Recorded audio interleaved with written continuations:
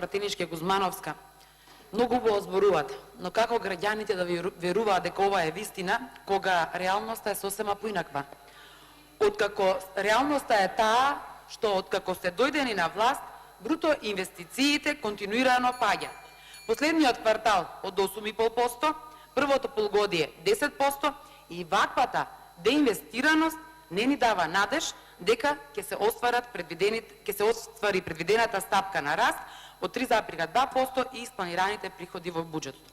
Ако се беше толку убаво како што кажувате, тогаш зошто годинава Република Македонија има најниска стапка на раст во регионот во однос на Албанија, Бугарија и Србија? Ако со ребалансот имавте планирано 2,8%, со буџетот за 2018 година 3,2%, прашање е дали до крајот на годината, а не останува уште многу малку, ќе се оствари 2 до 2,5%.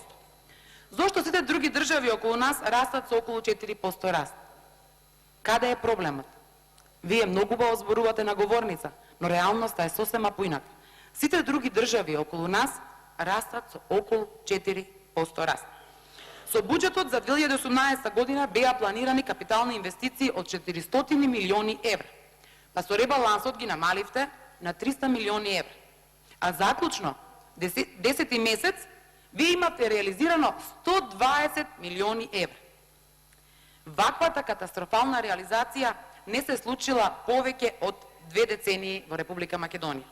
Ова покажува дека имате недостаток на капацитет, односно институциите раководени од оваа власт немаат капацитет да го реализираат она што самите го имаат испланирано. И после сето ова, почитувана колешке, како да веруваме дека ќе ги реализирате предвидените проекти со буџетот за 2019 година? Овој буџет ниту е развоен, ниту пак е во функција на економскиот раст. Овој буџет е мегаломански, расипнички и дополнително ќе ги осиромаши граѓаните на Република Македонија. Благодарам.